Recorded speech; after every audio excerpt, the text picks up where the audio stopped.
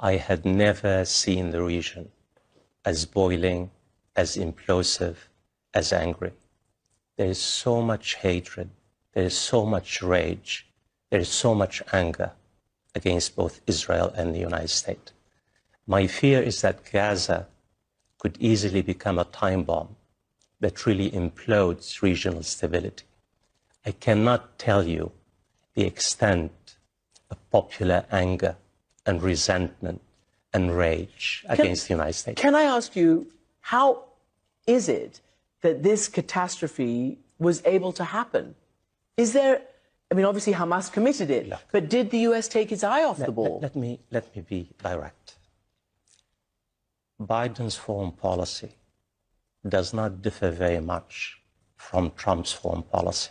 For the past 2 years, this administration has not made any major investment in either trying to stop the building of Jewish settlements or even to try to really bring about the establishment of a Palestinian state. It pays lip service to the idea of a two-state solution. What did the Biden administration do in the past 1 year? It has tried to build up on Trump's deal of the century, bring about normalization between Saudi Arabia and Israel. And why? Because in the back of the mind of the Biden administration and the Netanyahu government, normalization with Saudi Arabia would mean the end of the Arab-Israeli conflict. The underlying, Christian, the underlying idea in the administration, in the Biden administration, and Benjamin Netanyahu, is that the Palestinians can be managed, the Palestinians can be controlled, the Palestinians can be subjugated. Why should we invest in the peace process? So the United States, you're basically saying, and we've observed, thought that it could, A, take its eye off the Palestinian ball and outsource that to these normalization deals between Israel and the Arab countries with which it's not at war. And the same, you could say, for the Arab countries. What has Saudi Arabia done or the UAE done? So what do you think the US should do now? What is it saying? And what should the Arab leaders do? Christian, anyone who's interested in peace in the Holy Land, anyone, should recognize that the so-called two-state solution that the United States has been talking about, has been really paying lip service, has not really produced anything.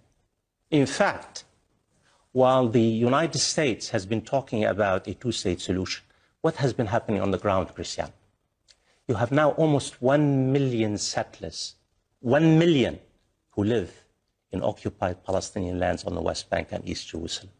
Israel was in a race, is in a race against time to steal Palestinian land, to colonize the land. So in fact, the talk about a two-state solution has brought about the consolidation of Israel's military occupation. And guess what? The undermining and the weakening of the Palestinian Authority. So what happens now? Israel will never respond. How does the United States continue its fierce loyalty, which will never change, to Israel, and finally move towards, because it's only going to be an internationalist movement, this. It's not going to be the parties who does it. Christian, if you ask me, and I'm sorry, I really have no trust in American foreign policy anymore. I have studied American foreign policy for many years. Not because some American policymakers are not decent people, but because they really don't have the guts and the moral courage to tell Israel is enough. That American interests, and I'm talking as an American now, our interests lie in a stable, peaceful Middle East. A peaceful, stable Middle East requires the Palestinians, allowing the Palestinians to have self-determination, to end Israel's occupation, to establish two states.